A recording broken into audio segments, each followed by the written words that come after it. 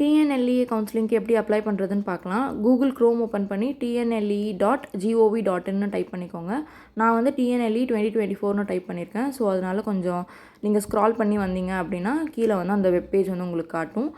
Tamil Nadu lateral entry admissions home டிஎன்எல்இன்னு காட்டுதில்ல, அந்த பேஜ் தான். அதை ஓப்பன் பண்ணிங்க அப்படின்னா ரெஜிஸ்ட்ரேஷன் ஹஸ் பீன் ஸ்டார்டட் 2024 ஆண்டிற்கான நேரடி 2ஆம் ஆண்டு பொறியியல் சேர்க்கை துவங்கியுள்ளதுன்னு வந்திருக்கு.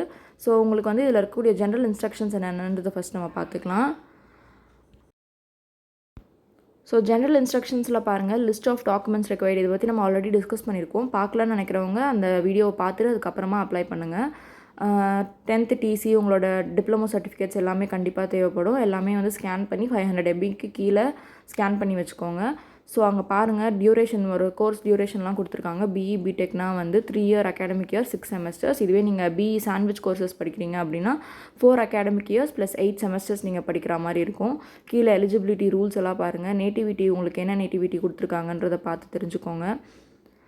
ஸோ எல்லாமே பாருங்கள், general category, SC ST category எல்லாமே கொடுத்துருக்காங்க. இது எல்லாமே ஒரு தடவை பார்த்துட்டு அதுக்கப்புறமா நீங்கள் அப்ளை பண்ணுங்கள். ஸோ தட் உங்களுக்கு வந்து ஒரு ஐடியா கிடைக்கும், என்னென்ன கொடுத்துருக்காங்க கொடுக்கல அப்படின்னு தெரியும்.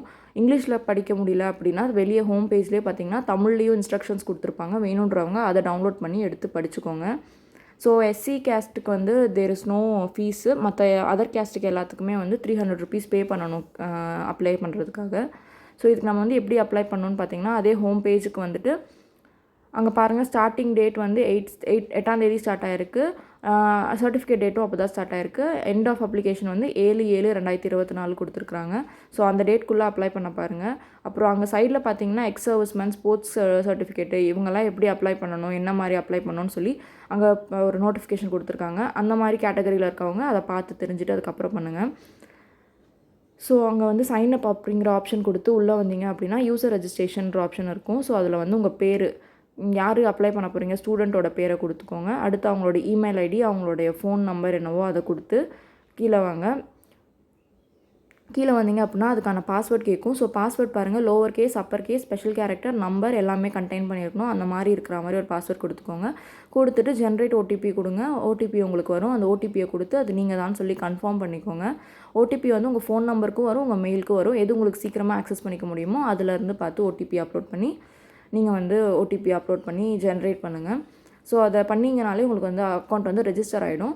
ஸோ அங்கே பாருங்கள் கொடுத்துருக்காங்க, ஃபர்தர் ப்ராசஸ்க்கு இந்த யூசர் நேம் பாஸ்வேர்டு வந்து கண்டிப்பாக தேவைப்படும்னு சொல்லியிருக்காங்க. ஸோ இந்த நம்பரை வந்து மறக்காமல் சேவ் பண்ணி வச்சுக்கோங்க. நீங்கள் எப்பயுமே அதுக்குள்ளே போகணுன்னா உங்களோட ஃபோன் நம்பரையும் உங்கள் பாஸ்வேர்டையும் கொடுத்து தான் உள்ளே போகிற மாதிரி இருக்கும். ஸோ அங்கே பாருங்கள், login details, personal information, academic information, special reservation, photo signature அதெல்லாம் கேட்டிருக்காங்க. ஸோ ஃபர்ஸ்ட் வந்து எடுத்ததும் நம்மளோட பேர், நம்மளோட இமெயில் ஐடி, கான்டாக்ட் நம்பர், அப்பாவோட பேர் என்ன அப்படிங்கிறதெல்லாம் கொடுத்துக்கலாம் நம்ம.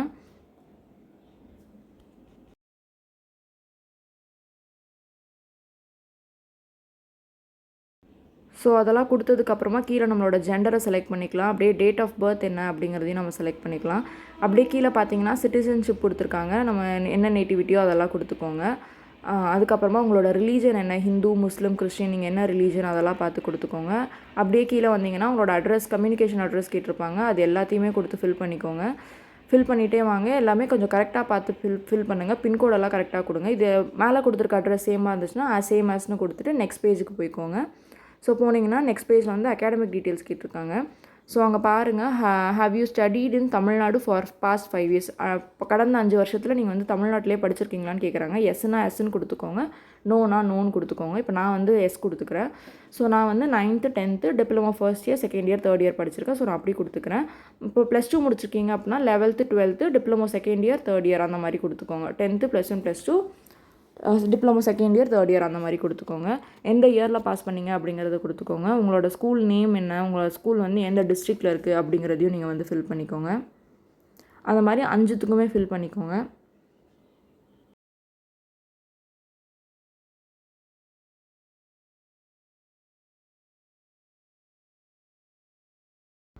நான் வந்து கவர்மெண்ட் விமென்ஸ் பாலிடெக்னிக் கோயம்புத்தூரில் படித்தேன். ஸோ நான் வந்து அந்த காலேஜ் பேரை கொடுத்துக்கிறேன்.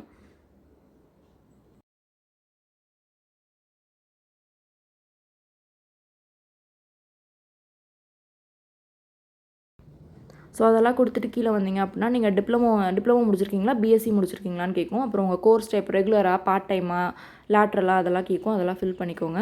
உங்களோட டோட்டா எந்த யூனிவர்சிட்டியில் நீங்கள் படிச்சிங்கன்றதை ஃபில் பண்ணிக்கோங்க. அப்புறம் உங்களோட காலேஜ் கோட் நம்பர், உங்களோட காலேஜோட அட்ரஸ் அதெல்லாமே கொடுத்து ஃபில் பண்ணிக்கிட்டே வாங்க.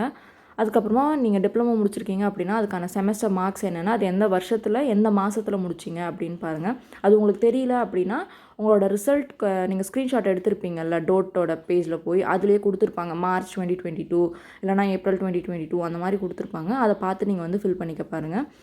மறக்காமல் அந்த மந்த்தையும் அந்த இயரையும் கொடுத்துக்கோங்க. அப்புறமா மார்க்ஸ் ஆப்டைன் அப்படிங்கிற இடத்துல வந்து நீங்கள் எவ்வளோ மார்க் வாங்கினீங்க.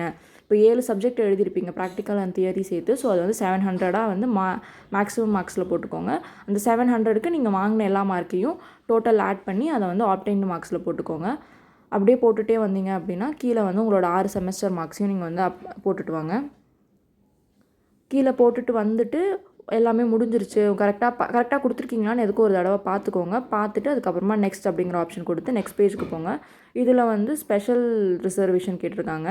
இதுவே நீங்கள் வந்து டிஃப்ரெண்ட்லி ஏபிள்டு பர்சன் இல்லை ஸ்போர்ட்ஸ் பர்சன் அந்த மாதிரி இருக்கீங்க, இல்லை ஸ்ரீலங்கன் தமிழாக இருக்கீங்க, ஸ்காலர்ஷிப்ஸ் ஃபர்ஸ்ட் கிராஜுவேட்டாக இருக்கீங்க அப்படின்னா அதுக்கெலாம் கொடுத்துக்கோங்க. கொடுத்துட்டு நெக்ஸ்ட் கொடுத்து வந்தீங்கன்னா இமேஜ் அண்ட் சிக்னேச்சர் கேட்பாங்க. ஸோ அப்லோட் இமேஜில் போய் உங்கள் ஃபோட்டோவை கொடுத்துக்கோங்க. சிக்னேச்சரில் வந்து உங்களோட சிக்னேச்சர் காப்பி கொடுத்துக்கோங்க. நான் ஃபர்ஸ்ட் வந்து தப்பாக கொடுத்துட்டேன். ஃபைல் வந்து 500 கேபிக்கு இருக்கணும், அது 30 கேபிக்குள்ளே இருக்கணும்னு சொல்லியிருக்காங்க. அதுக்கு அதிகமாக இருந்துச்சுன்னா எந்த ஒரு ஃபைலும் சப்போர்ட் ஆகாது. ஸோ அதுக்கேற்ற மாதிரி ஃபைலெல்லாம் ரெடியூஸ் பண்ணி ஸ்கேன்டு காப்பியாக ஃபில் பண்ணி வச்சுக்கோங்க. ஸோ அதுக்கப்புறம் ப்ரிவ்யூ அப்படிங்கிற ஆப்ஷன் கொடுத்து நீங்கள் கொடுத்துருக்க இன்ஃபர்மேஷன்ஸ் உங்களோட டீட்டெயில்ஸ் எல்லாமே கரெக்டானு செக் பண்ணிக்கோங்க. ஏன்னா ஒன்ஸ் நீங்கள் வந்து கொடுத்துட்டீங்க அப்படின்னா திரும்ப உங்களால் வந்து அதை எடிட் பண்ண முடியாது. ஸோ ஃபுல்லாக பார்த்துட்டே வாங்க. டோட்டல் மார்க்ஸ் எல்லாம் கரெக்டாக இருக்கான்னு பார்த்துக்கோங்க. அப்போ தான் வந்து உங்கள் மார்க்ஸுக்கு ஏற்ற காலேஜ் கிடைக்கும். நீங்கள் தப்பான மார்க் என்ட்ரு பண்ணிட்டீங்க அப்படின்னா உங்களுக்கு கிடைக்க வேண்டிய காலேஜ் வந்து போகிறதுக்கு நிறையா சான்சஸ் இருக்குது. ஸோ எல்லாமே கொடுத்து சப்மிட் கொடுத்துட்டு உங்களோட பிடிஎஃப் வந்து நீங்கள் டவுன்லோட் பண்ணிக்கோங்க. பண்ணிவிட்டு அந்த பிடிஎஃப்பில் எல்லாமே கரெக்டாக இருக்கா அப்படின்றத ஒரு தடவை என்ஷூர் பண்ணிக்கோங்க. ஸோ பண்ணி முடிச்சுட்டு மறுபடியும் அதே பேஜுக்கு வந்தீங்கன்னா அங்கே வந்து சர்டிஃபிகேட் அப்லோட் அப்படிங்கிற ஆப்ஷன் இருக்கும். அந்த ஆப்ஷனை கிளிக் பண்ணி மேண்டிட்டரி சர்டிஃபிகேட் கண்டிப்பாக என்னென்ன சர்டிஃபிகேட்ஸ்லாம் அப்லோட் பண்ணணும் அப்படிங்கிறது கொடுத்துருப்பாங்க பாருங்கள். 10th mark sheet, community certificate, semester 1, semester 2 நீங்கள் அந்த போன ஃபைலில் வந்து நீங்கள் எதெல்லாம் கொடுத்தீங்களோ அது எல்லாமே இந்த ஃபைலில் வந்து உங்களை அப்லோட் பண்ண சொல்லுவாங்க.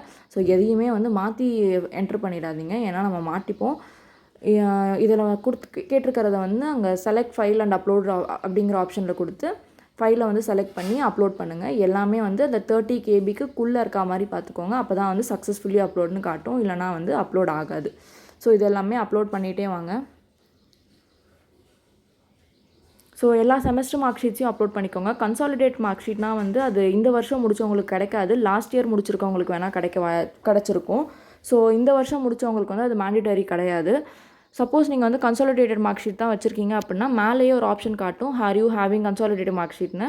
ஸோ அந்த ஆப்ஷனை கிளிக் பண்ணி நீங்கள் வந்து கன்சாலிடேட்டட் மார்க் ஷீட்டையும் ப்ரொவிஷன் சர்டிஃபிகேட்டையும் இது பண்ணிக்கோங்க. ப்ரொவிஷன் சர்டிஃபிகேட்டும் உங்கள் காலேஜ்லேயே கொடுப்பாங்க. டிசி வந்து உங்கள் காலேஜ் டிசி தான் நீங்கள் அப்ளை பண்ணணும்.